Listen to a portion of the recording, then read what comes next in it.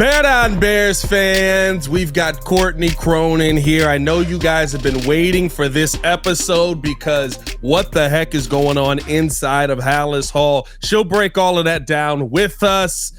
We got to also talk a little bit about what we have coming up versus this Chiefs team, because that is the game on Sunday. So we'll dive into that. Justin Fields commentary, Ryan Poles commentary, all that and more in today's episode of the Chicago Bears podcast. Hit that like button, subscribe to the page, and drop a bar down in the comments below. Leave that 5-star review on the podcast side. You know what to do. Let's jump in to the show. I don't even want to waste time on this one, although we do have to say that the podcast is brought to you by the Hard Rock Casino, Northern Indiana. Courtney, it's been a week.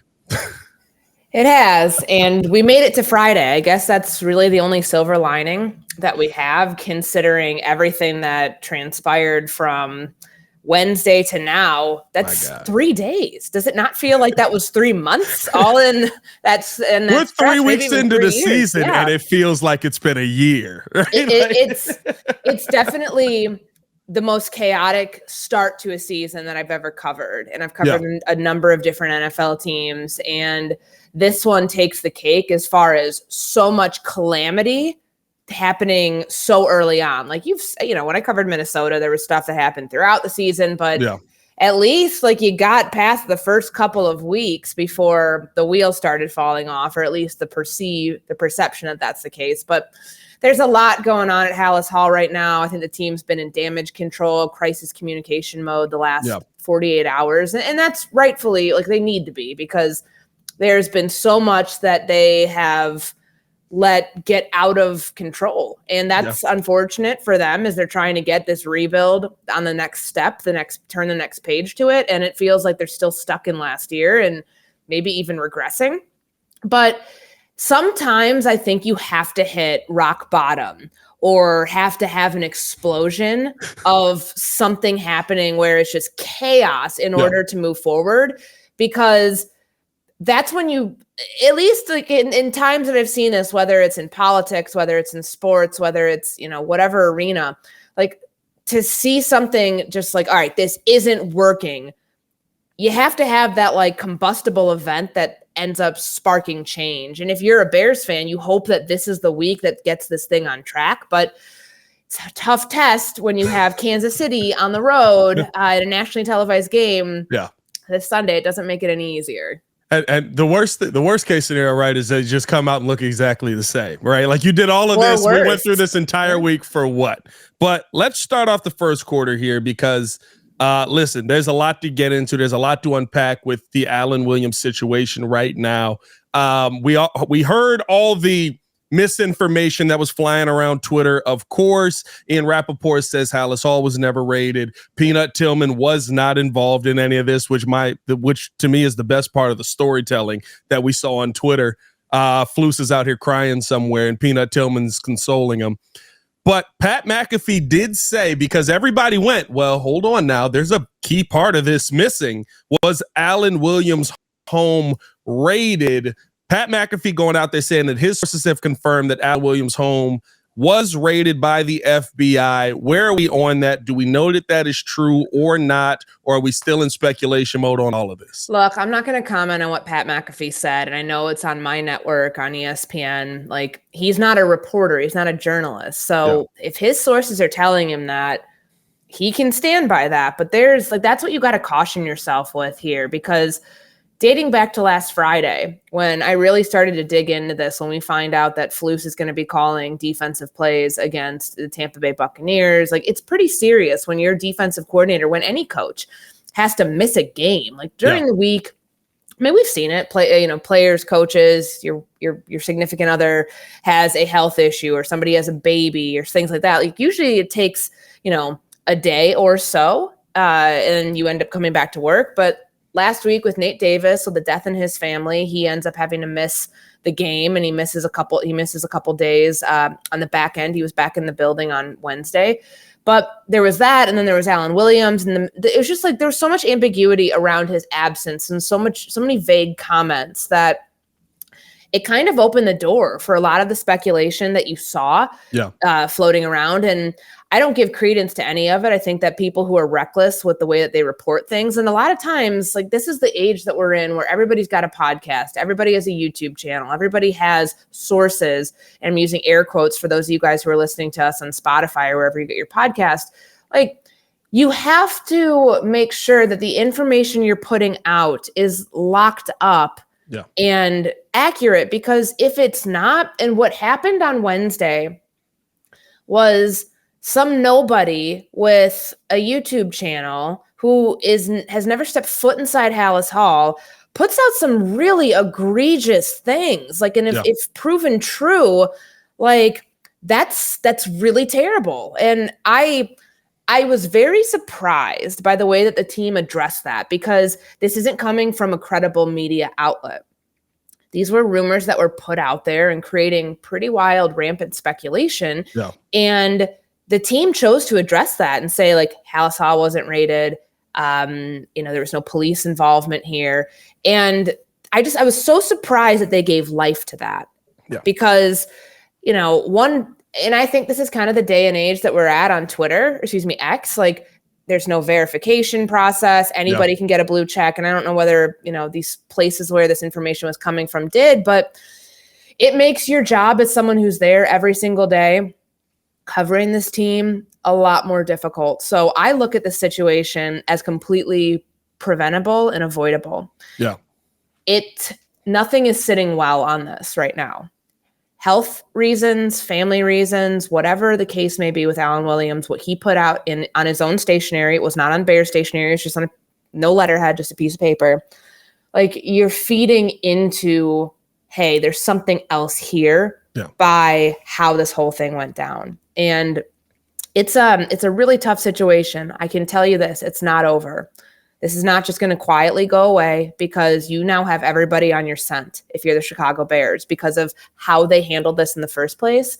And they need an adult in the room. That adult is Kevin Warren, because they clearly dropped the ball on this so badly early in the week, where they, every time Matt Eberflus went to the podium, it was, I don't have any update, like, leaving the door, like, we'll cross that bridge when we get to it. When he was asked about, is Alan Williams going to call defensive plays when he comes back? So clearly that lets you know that there was something last week that they knew that they couldn't really talk about, but the way that it was handled, like, if this was truly, this is why I understand people, like, when they're like, this is fishy, it doesn't make a lot of sense, because if someone really had, like, a serious health issue, or there's something going on with their family, you would go and approach it with compassion and with empathy.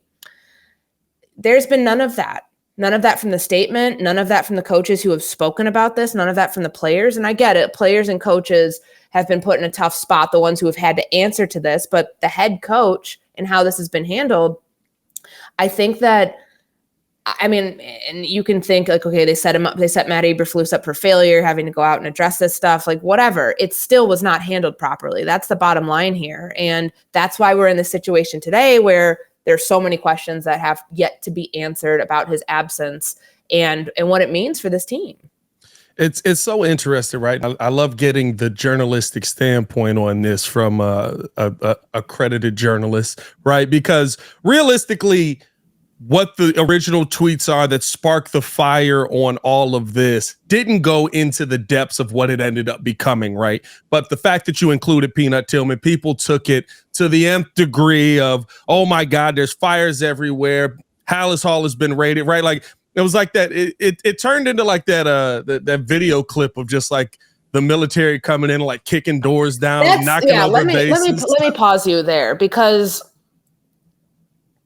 there's the idea, like, that word raid. People think the feds are coming in and kicking your doors down. There's a freaking SWAT team. Like, you can just walk in the front door. Like, realistically, like, if there's an investigation going on, the team can cooperate. Alan Williams can cooperate. If there's an internal thing that isn't even dealing with police present, like the police being involved, if it's an internal investigation with the team, if that's the case, like, that's how it grew so out of control, because people are thinking about it like they think in the movies, like, oh, how this happens. Or it's like CSI, Halas Hall. Like, that's just ridiculous. There's people roping down the side of the building at the Walter Payton Center. It's just insane. Like, that's what gave it life when people think, you know, people's imaginations ran wild when they started to see things that were going on from unverified sources. And but as a journalist, right, does that make you have to be even more careful with how you tweet things out? Because what the original tweet was, even though a good chunk of it is fiction, wasn't what it turned into, and everything went crazy after that. Yes. And I think when you have the responsibility of working in a place like ESPN, I mean, the 4 letters carry weight. Absolutely. And that's you have to be so cautious to what you are giving life to and how you frame things. And that's what is happening here, where I have a firm belief that this is not over. Like, we're going to end up finding out more about what happened, but you can't give life to every rumor that you read. You can dig into things. You can, you know, I thought what was kind of irresponsible yesterday when, you know, the Pat McAfee show's kind of pontificating about these things, they're alluding to what they think it might be. Yeah. And I think that's unfair. I think that that's not how, on a massive network, like, you should handle those things, because that's breathing life into something that you're just speculating at that point. And that's the problem, because we don't know truly where this is going and how we even got here in the first place. That's the thing. I know Ryan Poles gave a little bit of the timeline yesterday with, you know, we first find out Alan Williams isn't there last Thursday because of a personal absence, but then it starts snowballing into days, not just one day, but like, we still don't know. We still don't know what led to this, if there was some sort of incident, if there was some like combustible event that kind of got him to this point where he had to resign. And you can believe, like, you know, his lawyer, I spoke to his lawyer. His lawyer's obviously going to have his best interest at heart. And I mean, that's what he's paid to do, to represent a client.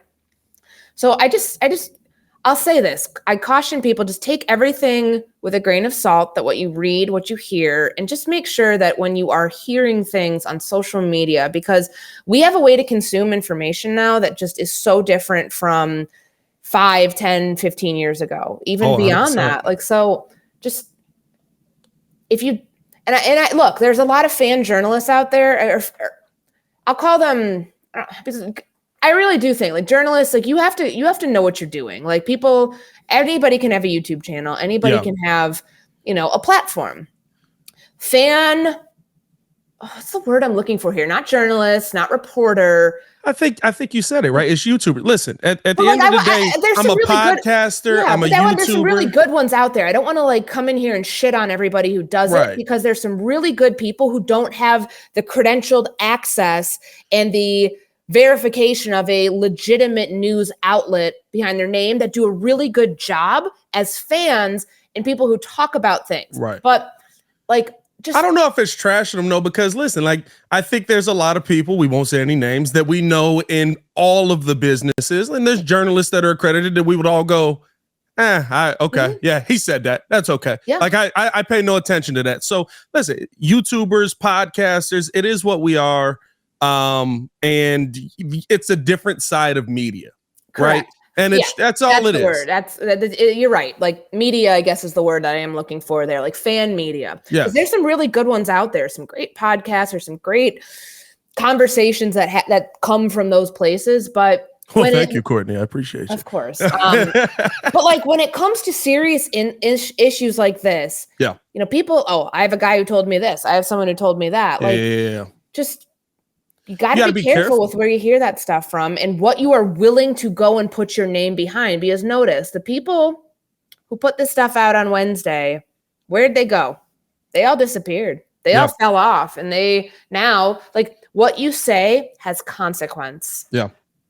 And I think that that's kind of like a good place to put a bow on that. My thing with it all is, if you're going to put this out there, if you believe in your sources and stand by them, you shouldn't be hiding and running into a hole if you stand by. The one thing I'll give Pat McAfee credit on, what he said on his sources, he went on his platform that is a massive platform and said that he didn't run away from it when things might have gotten tough, right? And that's the one thing for me where it's like, if I'm to believe your sources, if you believe your sources, you'll stand by them and go on and do your show and not just skip over all of the different things that you've put out there into the media. So you gotta, it's like Courtney said, you got to be careful, right? I've had people tell me stuff that has proved to be true, and I just wait and see.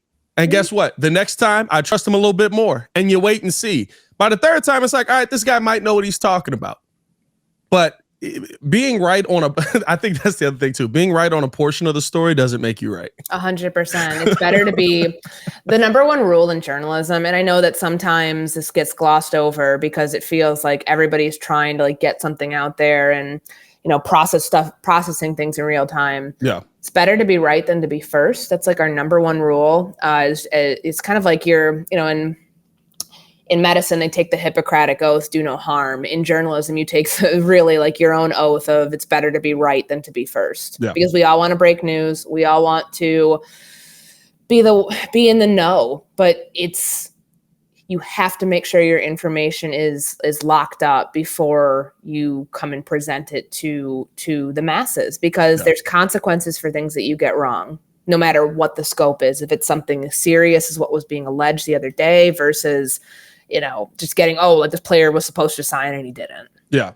And I think the part people miss is, right, Ian Rappaport is Ian Rappaport now. He didn't start that way.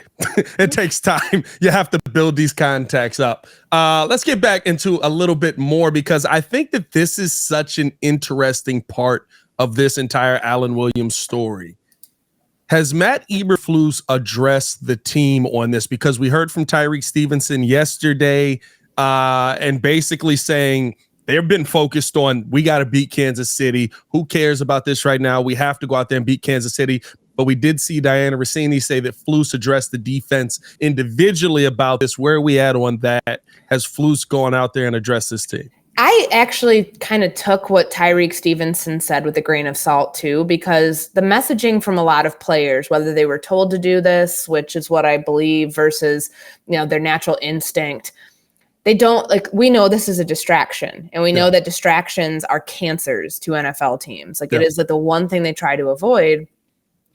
And I think coaches were put in a tough spot. We talked to defensive coaches on Thursday, and anybody that you presented the question to of how are you addressing this with players? How are you handling this? The messaging more or less was we're on to Kansas City. Yeah. And it comes across in a way that feels very cold, very hands off. And if somebody truly is going through a health issue, a family issue, it just feels like there's something disconnecting there, because there's no empathy in that. Right. Which of course then opens a door to, well, maybe it's not these things, but how it's being addressed with the team. I talked to Jalen Johnson yesterday in the locker room. Tyreek Stevenson spoke as well. And we talked to a couple other players. A lot of players are trying to and you can't fault them. They're in an 0-2 hole right now, where it's a matter of we need to climb out of this. We can't be focused elsewhere on somebody who's not coming back. They're not coming back. Alan Williams is never coming back to the Chicago Bears. That is a fact. This is not a leave of absence. This is him being gone forever from this organization. But on top of that, you would like for players to feel empowered to be like, okay, well, how are things, if they have questions, to be able to answer that, to get them asked and answered. But I saw I saw what was put out there from The Athletic and the conflicting reports of what Stevenson said, and that it had not been addressed. What I can tell you is that there's so much going on inside that building right now.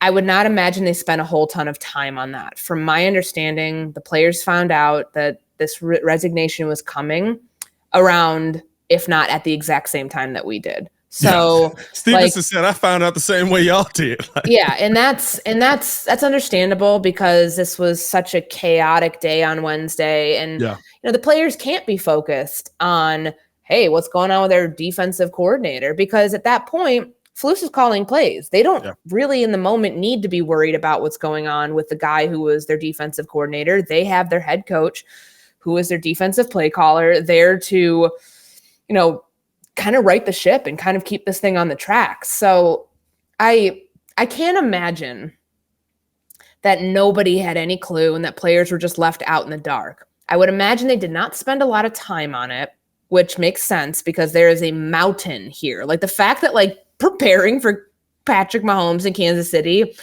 seems like it's on the back burner this week, at least in terms of what we're talking about, is wild. But any other week, that would just be a non-starter. It's just crazy to think about. But that day as a whole, everything at the beginning of it is on the back burner. And there's a lot at the beginning of it. Even just now, I got a Twitter alert from the Chicago Bears that focused on KC. I saw that. Yeah. That just tells you what you need to know about how this team is still in tunnel vision, crisis mode, blinders on. We cannot think about the outside stuff because they really, it does them no service to do that. You know what I mean? To dwell on this and be okay, Alan Williams this, Alan Williams that. It does them no service, but I just don't believe that they would be in a situation that would be helpful to them to dwell on this. But I also don't think that they were okay, let's just pretend the guy's not here anymore. I would imagine Alan's not here, and that might have been the extent of it, but there was probably not a long drawn out Q&A situation going on with anything. It's so interesting too, because this is that's not a vibe that is just special to this situation, right? That's just football. And I think that's the only sport that is kind of like that, where it's literally oh man, he's down. All right, move the chains. So trainers, take care of him, move the chains. Oh, Alan Williams is gone, move the chains. That's just the mindset around it's the next man up around mentality. Football. Yeah. No, and this kind of brings me, because I don't know if you and I ever talked about the Nate Davis situation since that happened, finding out about the death in the family. Right.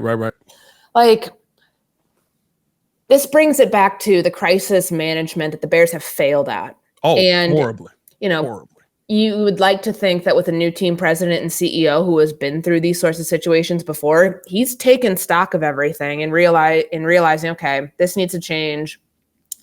This needs to be different. These people, certain people who might not have jobs at this point next year because of how things have gone so poorly. This is an audition for everybody in this organization to figure out if you're going to fit into Kevin Warren's plan or not. But with the Nate Davis situation, the Bears could have handled that so much differently. And I go back to how the Warriors handled Andrew Wiggins' absence this past year. Remember, he missed 30-something games, 40 games in the regular season. No one really knows what's going on with whatever his family situation was. But from the beginning, because what I was told, this has been such a touch and go thing with Nate Davis dating back to training camp. And part of the reason why, not the entire reason, there were some injury concerns and some other things, but this is part of the reason why he had been in and out throughout July, August, and then, even yesterday he had a personal day, and we don't know what that's about. But I look at this and I think that they could have handled it differently from the very beginning. And then maybe it's a learning experience for them. You hope it is, at least, that they can go forward and know, okay, if something is a personal reason and you can give at least a little context, that'll back the people off on that, because nobody's going to dig. If it's a family thing, they're not going to give light to it. They're going to be respected. But there's also, I just think you do yourself a big disservice if you leave the door open for reckless speculation, as they did with Nate Davis, as they did with Alan Williams. Yeah. And I think, it's not telling us what's happening, right? I know everybody's well, it's none of your business what's going on with Nate Davis in his life, right? He ends up losing somebody. All you have to say is he's dealing with something with his family. I don't care who you are. At that point, if you attack Nate Davis on that, I'm going to be well, you're a moron, because family's first over everything, and you have nothing to say about this. Go find loved ones in your life. That's really the standpoint. The second that you say he's dealing with a family thing, that's where we're going to leave it at. That's all you got to say. I don't need you to tell me what's going on. I don't need you to tell me that someone in his family, unfortunately, is passing away. I don't need none of that. But it kills, like you said, it just kills the speculation. I think even with Wiggins, right? They said it was a family thing from the very beginning. And a little bit of speculation popped up at the end of it there, but by then it was like, all right, who cares? Shut up. Like, it popped up because Paul Pierce opened his mouth. Yeah. Somebody who's not even in the organization. That's how it popped up. That'll do it. You know. But like and I used to cover that team. I know the people out there covering it. They handled it in a way where this is clearly whatever he's going through is serious enough. This guy plays basketball for a living in the NBA. It's serious enough to keep him away from doing it, and it's not just a load management bullshit sort of thing that's going on that's keeping him away. It's a family thing. It didn't open the floodgates to speculation that mattered because you don't have people asking questions about it. You don't have people, publicly flaming this guy the way that happened with Nate Davis. And I think that there's a lot that Bears can learn from how poorly this week went at the onset, and like how they can try to climb out of this, because it's a 5-alarm fire right now. And there's, what would put that fire out is if they start winning a lot of games, but still it feels like they're a far way away from doing that. And that unless things get, back on track here somehow, that if this stuff continues, that might cost people their jobs. That's the bottom line of all of it. If you don't get it figured out, that could cost you your job. No, that was a long first quarter, but I feel like we need to jump into that and really dig deep into that topic there, because Courtney's up there. She's one that's seeing all this go down. Immediately, I knew something was going on when I texted Courtney, and I was like, "What the heck's going on?" Courtney's usually like a 5 to 10 minute text back person. Yeah. I didn't hear from her all day, and then I heard from her that night, like, so now. Like, I was like, "Oh, okay, all right, bet." Let's jump into the second quarter. It's crazy. Let's jump to the second quarter, brought to you by the Hard Rock Casino, Northern Indiana. You can see John Millay and Pete Davidson at Hard Rock Live. Yes, Courtney, he does do stand-up. Friday, October 6th. Tickets on sale now at Ticketmaster.com. Here's something that I think is interesting from the football standpoint of where the Kansas City Chiefs are. I went through and I was like, okay, what do we really go? I do this every week. What are we really up against here? Right? Of course, Pat Mahomes, Travis Kelce. But then you start to look at the numbers, and it feels like we might be up against Matt Nagy. Now, it helps when you have two Hall of Famers, but I just want to put these numbers out on the podcast. Both teams at this point have 22 total drives through 2 games, of course. Both drives per game right now, 10.5, 11. Both teams have 36 first downs. Both teams have 13 rushing first downs. The Chiefs have 1 more passing first down than the Bears, 22-21. Both teams' third down efficiency is in the toilet, 35% to 33%. Fourth down efficiency, both teams 1 for 2, 2 for 3, blah, blah, blah. There's another, what was the other stat that I really wanted to bring out here? They haven't scored that many more touchdowns than us. I believe they've scored 1 more touchdown than the Chicago Bears in total on the season offensively. And outside of that, interceptions thrown 3-2 right now. Are the Chiefs the Bears and we just have better players over there? Is that what we're going up against here? Let's go back to week 1. They didn't have 2 of their 3 best players when Chris Jones wasn't there, and 100%. With Travis Kelce. Week 2, they're facing a really good team at Jacksonville. Like, Trevor Lawrence might be an MVP candidate, and they're on the road. How he played that day. They're on the road. They were on the road. So, like, their offense looks like it's kind of in a rut right now. Yeah. I get that. But I don't anticipate them looking the way that they did the first 2 weeks as they try to get back on track here with a home game, at Kansas City. Look, the Bears are in a lot of turmoil right now, and they've got a lot of missing pieces. We don't know if Eddie Jackson's playing. I kind of doubt it at this point because he hasn't practiced the last 2 days. He hasn't done anything, And Josh Blackwell, at least for the sake of having maybe a better nickel corner, more equipped than Greg Stroman, he practiced in full yesterday, so maybe that secondary will look a little bit more look better, I guess. But I don't buy that. The biggest issue that Kansas City has had has been the drops, obviously, with the receivers, but Patrick Mahomes and Travis Kelce felt like they were like gearing back to getting on track. And look, he was still nursing that knee injury. I don't think he was at 100% last week, but maybe now a few weeks removed from that. he'll be in a better spot, and that will be the spark behind this offense. Because, yeah, like you look at it, 17-9 last week in favor of Kansas City. And Kelsey only had 4 catches for 26 yards and a touchdown. They're still trying to figure out what their splits are with their receivers, whether it's Sky Moore, whether it's Justin Watson. Kadarius Toney, to Patrick Mahomes' credit, he kept going back to him last week. He targeted him 5 times. He didn't drop any of those passes, probably because he knows he's out the door if that happens. But here's where the Bears, if there's any way that they want to try to contain this game from like a defensive perspective, because it's so hard to pressure Mahomes because he moves around, like his time to throw, like when he's not like launching sideways passes and everything else, or sidearm passes, but he can move around, and he's so difficult to rush because it's like his movement feels unpredictable in a lot of times because it's just, he's so rare at doing that. The receivers though, the yards after the catch, that's where they kill teams. They were first since last year. They're first in yards after the catch per reception. The Bears defense is last in defending the yards after the catch with receivers. So look up Elijah Hicks. That's where you start. If you're Matt Eberflus now calling this defense, and that's going to be what he does from here on out. Yeah, that's where you look to try to limit their production because.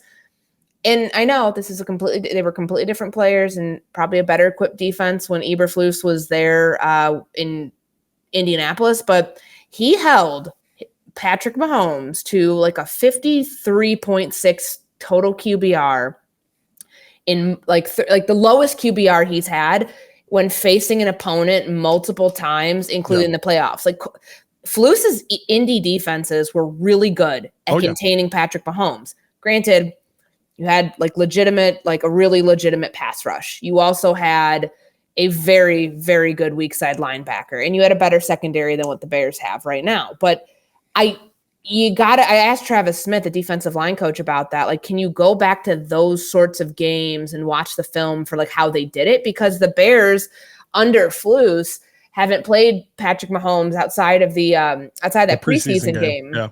So it's definitely worth watching to see like what he's able to dial up from his previous experience against this quarterback. Yeah, I think that the two things that have been interesting through 2 weeks that still comparable, right? One, the sack yards. Let's see if Justin Fields puts his money where his mouth is on playing freely, because he's got 10 sacks through 2 weeks.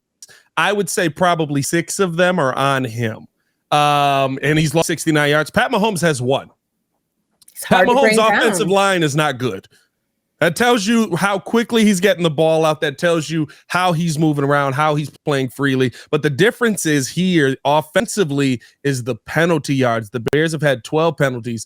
The Chiefs have had 15 offensive penalties. We've seen through 2 games. A lot of times they're going the wrong direction, which is killing these drives that have been so elite through this time. So I really want to see kind of how they're going to be able to dial that up. Do you think that with Flus here, the pressure continues to increase that he brings? Saw a little bit more of a blitz than we did with Allen Williams in week 1. In week 2, not much, but a little bit more. Do we see more of that? Because they were pressuring Baker. They were getting around Baker. They just couldn't bring Baker down. Yeah, I mean, I think the number was 7, that there were 7 would-be sacks. That's what Travis Smith said yesterday, the D-line coach. And, 7 would-be sacks. I've never heard that stat in my life. It was moments that were missed opportunities. Let's you can put it as that, because there were 2 on Unique Ngakoue alone where you're watching him try to wrap the guy up, and he's not like. That's just such a whining answer. Be like, if we sack that guy 7 times, we win that game. Be like, wait a minute. So with the Chiefs, right? I mean, we've got the sack yards. Bears have struggled to create that pressure.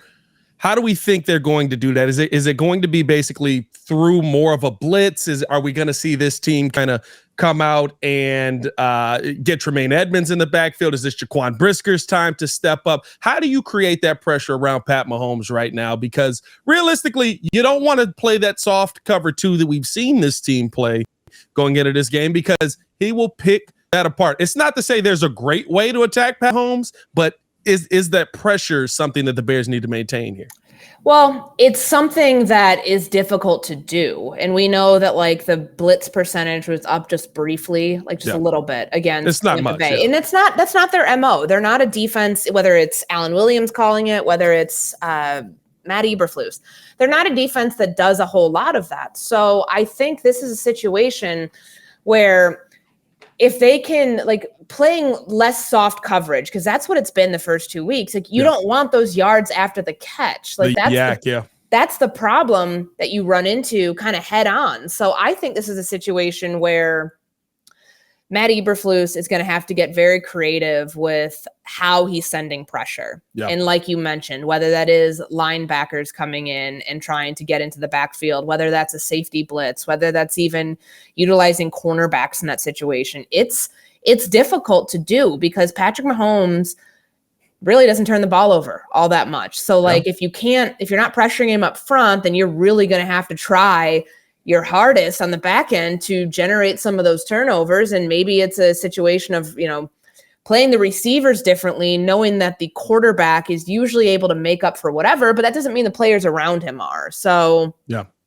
it's also just keeping your head out of swivel, right? Like, I mean, listen, Kadarius Toney, Sky Moore, these guys have all had balls that hit them in the hands. Florida, I think Kelsey had one last week, right, where it just bounced off his hands right into the hands of the defender. You can't have that Jaquan Brisker moment where it literally is a gift wrap to you and you don't take advantage of it. Got to see that from the Bears this week. I think on the offensive side, let's jump into the third quarter here because the offensive side I think is one that's really, really big to look at. Because Justin Fields said a lot this week, right? That was supposed to be our number one story coming into this week, that Justin Fields said, I feel like I'm playing robotic. I want to play freely. But of course we hear, right, when you guys in the media room asked him, what was it on? He says, coaching, but then also the perfection aspect of it, which I like how people cut that part out of the whole conversation. They just go to the coaching part. But it felt like the organization is really standing with Justin in this moment behind closed doors. Does it feel like that when you're in the building that, hey, listen, he says what he says. There's some truth to it.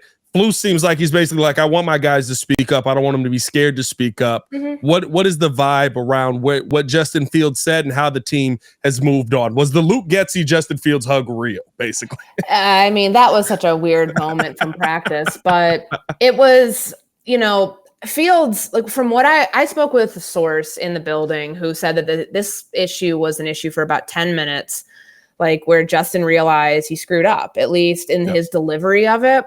And it's so hard because the way that we consume media, people want sound bites. Yes. And when you're, what it was apparently like there was a tweet he saw I don't think it was brought to his attention. Yeah. So that happened, and he comes out hot. He's saying, I know you guys are looking for clicks. I know this and that if you start like that, it's never going to end well. But like in the process of a minute, his tone changed to, I try to help you guys do your job, which we obviously appreciate. Like people who are not robots up at the podium and can provide context and nuance to what's going on, that's certainly appreciated. But and I have it right here. He talks about like when he's asked like about thinking less, what do you think is maybe doing that? It's, it could be coaching, but they're doing their job when they're giving me what to look at. It's on him to process. Okay, here's a menu of information. Yeah. Let me go through and chop up what I need, what I don't need. Like that. It's like studying. It's like how you would study if you're a student reading a textbook. All right, let me write my notes. You're not writing everything word for word or highlighting every single word in the textbook. You're picking and choosing what information you need to process to make sure that you do well on a test or answer all the questions. That's what he's doing here. And some of it, like they have tried to make him into more of a pocket passer, and it hasn't necessarily been very successful early on. So how can he work around that so he can feel empowered to be the quarterback that he knows he can be, to play the way that he wants to play, that made him so successful in the first place, but also realizing that in moments, the coaching points that he's being given are things that he can fall back on, where in other moments, like I tend to think with him, he admits he's a perfectionist. And even Flus talked about that. that doesn't give you the credence to, okay, I'm a perfectionist, I have to do it this way and ignore all the other things, the instincts, how I've been playing previously in those situations. Like, that's where I think the information overload, like, that's what I think he's getting to as far as like, there's too much. And I think he's frustrated that he can't discern between like coaching points yet and playing freely. I think that he's got to put that on him, which he did. Yes. He's not able to just be like, all right, I'm going to take this. I'm going to like throw away 30% of what I was told because it's not relevant in this moment. It might be relevant at some point. So I've got like 70% of the coaching point, 30% of my instincts. Meshing those together is hard. It's really hard. He's 24 years old, and there's like two sides of the coin here. You have 27 games under your belt. You should be able to do that better by now. You've been in this offense for 2 years, but also learning how to do that when he was doing something completely different last year and having to rely mostly on himself might take a couple games before you start seeing those two blend together as seamlessly as you would expect. I thought JT O'Sullivan said it best when he was on with Sylvie and Peggy yesterday. He said, the reason that I got to start in the NFL, the reason I finally was able to get into the game was because of how well I knew the system. Mm-hmm. But I was so tied to the system, I didn't do the things that I did well inside of the system because I had to be a system guy. That's really what I think that this could be the beginning, and I'm glad that Justin's realizing it, and I'm hoping it's the beginning because there's a lot tied to this young man where I realize now I need to be in the system, but also that I can do something that the system has no coaching points for. Mm-hmm. I need to be able to balance that out. That doesn't excuse you from when there's 3 receivers open on the right side of the field, you got to pull the trigger. You got to pull the trigger. But I do think in those moments where somebody doesn't come open or you feel like you have to throw something open and you're not comfortable making that pass, I can see why what he said this week, and you got to put it in, you got to put it right. You can say everything at the podium, got to put it out there on the field. Why that could be that moment for Justin where something finally clicked where he's like, I just need to go because I'm not being me when I'm on the field. And I think we all saw that. Yeah, we did. And he looked like, I keep going back to the strip sack that he talked about, that was a play that he knows can be better because he knows he should operate differently in those circumstances. He's waiting for routes to be run perfectly, for routes to be timed up with his footwork. And that's not everything's going to be perfect in the NFL. Like, and the best quarterbacks out there can make up for deficiencies where you've got 10 other guys. Some might be doing the right thing. Some might for whatever reason, not be running the right play. Kind of like, guy? Yeah. One like kind of like the Chase Claypool thing the other day when he admitted on the play that backed them up to the 6-yard line, the reason because that he thought it was a run play instead of a screen pass. So he gets flagged for blocking downfield illegally. Yeah. And it's stuff like that quarterbacks, and of course penalties are one thing if it's just going to negate the whole play. But Justin's got to learn how to work. And he did this last year. It's like, I think that's what he's talking about. Like relying on the things like, okay, if somebody doesn't run the right route or if somebody's route depth is off or it's not timed up properly, I've got to rely on my instincts to make the play still happen and not just wait there and take a sack where he's got to be out of the pocket. And that could be a 40-yard run at that point or something because he's shown that he can do that. It doesn't mean just because they're playing so much zone on you that all your running lanes are going to go away. Like in those moments when the play breaks down, you got to get out and make something happen. That's what he's talking about, where I know that we've been talking about whether, everybody wants to assign blame, especially from a national perspective. People who aren't here every day want to zero in, parachute in and say, well, this happened because it's an organizational failure. Or this happened because Luke Getsy is not a good play caller. Or this happened because Justin's deflecting blame everywhere without realizing that there's nuance in all of this. I've never heard Fields once blame any teammates. And I know that he came out, he was very clear about that. Yeah. I've heard him before, and rightfully so, talk about, well, why this play didn't work. It's a tough situation with the screen pass and Luke's menu of plays in that spot. It's not very vast, and that's okay.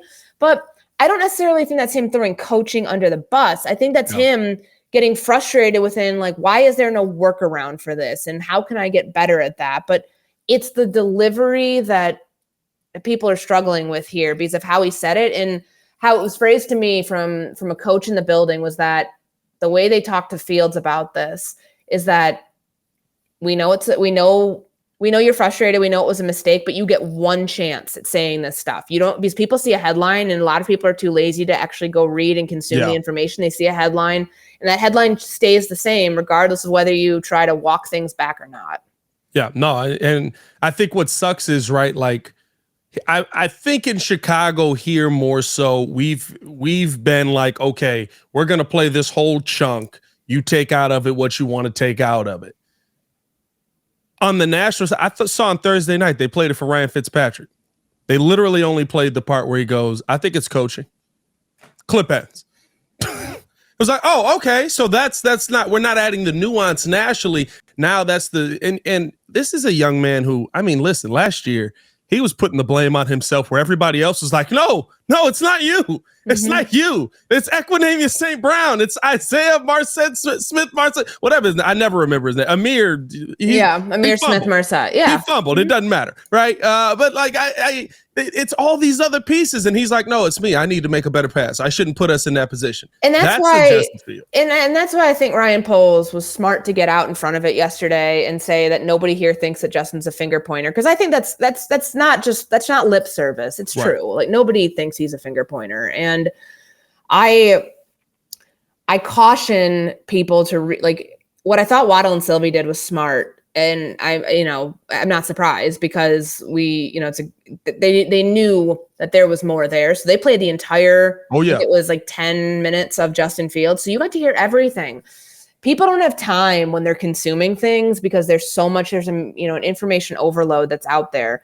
People don't have time to consume things at such a high clip. So I looked at that as a convenient headline.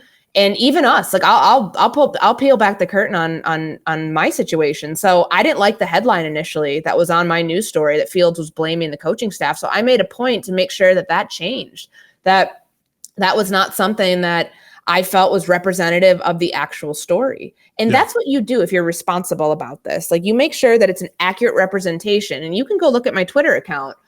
I told you what I thought it was. And I'm going to read you my tweet directly. Like I put a lot of different quotes out there from Justin Fields to give you a nice menu of what he said. But here's what this was my summation, because there's definitely a difference between what Fields said versus what you intimate it to mean. Right. So let me find this. I said there's a lot to unpack from Justin Fields' press conference and comments that intimate he's being overcoached. He never once said the word, I am being overcoached, but the comments intimate that in a lot of different ways. And I said, my biggest takeaway is that the QB is telling us how he's being coached. What he's being asked to do does not align fundamentally with who he is as a player. Tell me anywhere in there that is not truth, because that's how it's being relayed, and people's perceptions can be different on that. But that's where, like, that's not blaming coaching. That's, what he's being coached to do, what he's fundamentally like really good at as a player. Those two are not syncing up. But you can find ways around that. You can find ways to fix that if you're, good at what you do as an offensive play caller or somebody who designs these, what the plays look like. There's ways around that. Yeah, I think the one thing that stands out to me is it feels like Fields' eyes are everywhere when I watch the tape. Right, there's an RPO and he's trying to see, okay, is the DB coming down, or do I throw the screen pass? But I got a blitzer coming on the left side. I got to watch out for. Do I hand this ball off to Herbert? Do I tuck it in my stomach and take a run? And then all of a sudden, right, he just holds on to the football, ends up taking what ends up being a sack. But it's like, well, you got him looking right, left, up the field, down the field, right? Like you want him looking somewhere specific that makes sense for the direction that the play is supposed to go. That's what we call overcoaching. But also, I think that realistically, you're giving him all of these assignments. It's like we said at the beginning. Justin Fields has to know what information to take in and put out there and what information he can move away from. Yeah, and that's going to be what he has to do going forward, and it's going to be a process. I caution people to think this might change, like how the game looks in Kansas City. Yeah. It's going to take time. It's going to take time. It's not going to be just tomorrow. Let's finish it off with this, because we did get to hear from Ryan Poles. We've also heard from Flus and Getsy. And we got a couple of fan questions I want to jump into that I thought were interested. But realistically, with what Ryan Poles said at the podium, of course, nothing really on Allen Williams, but you mentioned it about Justin Fields. Where does it feel like the organizational direction is right now? Does it feel like we're just, okay, this week happened, we're going to play football, that's the end of this week? Or does it feel like this is something that they're going to have to deal with for a while here? I think this is a Band-Aid over a big wound right now. And wounds take time to heal. They've got to find a way to quickly, though, heal this thing, because an 0-2 start with such tumultuous stuff that happened, like the first, couple weeks of the season after they thought they'd be so much better. Yeah. That's a really tough spot for anybody to climb out of. Doesn't make it any easier that you go on the road to Kansas City this week and that's your test. But they were smart. Ryan Poles was smart to address it the way that he did, to put himself out in front of it and let the final voice be him and not have it all fall on coaching. I thought that was a very wise thing for him to do on Thursday, because typically you don't see general managers talk during the season. That just doesn't happen that often. I think it really speaks to what the leadership is on this team at the top, right? That they're not just letting it, because listen, when we know how it was when Ryan Pace and Matt Nagy were here, right? Like, you wouldn't hear from Ryan Pace for the season, basically, right? And a lot of general managers operate that way for whatever reason. I think that Poles, you got to give him credit, because every step along the way, Roquan Smith requested trade. Poles comes out hours later and says, absolutely not, we're not trading him at that point. The situation last year at the trade deadline where there were multiple trades, like when he trades Robert Quinn, he goes out and addresses it right away. Trades Roquan Smith, trades for Chase Claypool, he comes out and addresses it. A lot of general managers are not willing to be that front facing, and a lot of them hide behind I talked to you guys at the combine, that's pretty much it. But he's been very forthcoming about what's going on and stuff that he wants to make sure is clarified. And he doesn't have to do that, but I think he's doing a really good job, at least with that. And some people may disagree, but I've been around general managers who don't do that. I've been around the polar opposite, and it's not helpful, because that feeds into the speculation and everything else. I thought he did a good job making sure that stuff, at least he got out in front of it, and people can believe what they want, but it was smart for him to attach his name to some of this stuff and to clarify what he believes things were. Yeah. Questions from some of the fans here. We got a couple, and then we'll get up out of here. Joe Vizo on Twitter says, Courtney, can you give us your opinion on how the move vibe is at Halas after this news-filled week? Yeah, I think that, I was honestly kind of surprised about, the locker room yesterday was pretty lively, and, they're trying to insulate the players from a lot of this stuff. And it should show you that with Justin Fields, nobody thinks he's a finger pointer, and there's no better indication of that than what the locker room vibe was. Yeah. He's a pretty well revered player in that team, despite this team having lost so many games and despite his play being really not so great last week. And he knows that. I don't think that it's as off the rails, at least with the players, as it does feel organizationally. That's so interesting, because it's just, It speaks to what the vibe of the team has been for 2 years, right? We've looked at this team and we're you guys should be ready to kill each other. You've lost so many games in a row, and it's just all right, we're on to next week. We got to figure it out. That's so crazy to me. Lenny Aponte asks, how has the vibe at practice been? Intensity, hustling during the week? Has everything been the same? I mean, it's felt normal. And we only get to be out there for a certain portion. But I thought that, these guys are insulated. Again, I'll keep deferring to that, because that's what it is. They're trying to protect the players. So they have a job that they have to go out and do. And, you've got a lot of young players who have never been through the tumultuous nature of coaches getting fired in season. I mean, the only player I can think of who's been through as much change, at least kind of the everything's up in the air, and probably even more so, was Darnell Wright when the Tennessee staff got fired. And they're there for a whole off season with zero direction, trying to figure out where they're going with stuff. that was probably like the biggest for a young player to have to go through that. Like at this point, when you're in an NFL facility where there are player development people who like insulate players from anything that's going on, like this is a coach's issue now to handle. This is a front office issue, an organizational issue that has to be handled. And I don't know if the players truly like have one, thought on it or another, because they're trying to win this game, or at least like not get blown out at Kansas City. And that really should be where their focus is. I do think that coaches, and I do think that Matt Eberflus, Ryan Poles, they should be the ones answering to this. And at least from now, we've heard from Poles on it, but I'll be curious to see what Eberflus has to say as well. What's your prediction on Sunday, Courtney? I don't think it's going to be close. I think that this team still has a lot that they have to figure out between Justin Fields, like we talked about. I just don't know if it's going to be as seamless as I'm going to take less of the coaching points and blend that with what makes me a great quarterback. Yeah. I think that that's easier said than done. I think Mahomes gets his offense back on track. And I think that Kelsey I predicted, we had to do bold predictions. I think that he has like a 4 or 5 touchdown day. I really do. It's not what I want to hear, Courtney, but I kind of agree with you. I think this is my prediction right now is 31-17. I don't feel confident. I think there's a long way to go with this. Like you said, football's not flip a switch. This ain't a Disney movie, right? I'd love for all these words this week to be, here we go, now we rally around the troops. But maybe I'm wrong, right? And this is the win that gets the Bears moving in the right direction. Maybe we're all completely wrong, and we'll be pleasantly surprised on Sunday, and especially me on the post-game show. You'll hear me losing it over there if we go out with a win.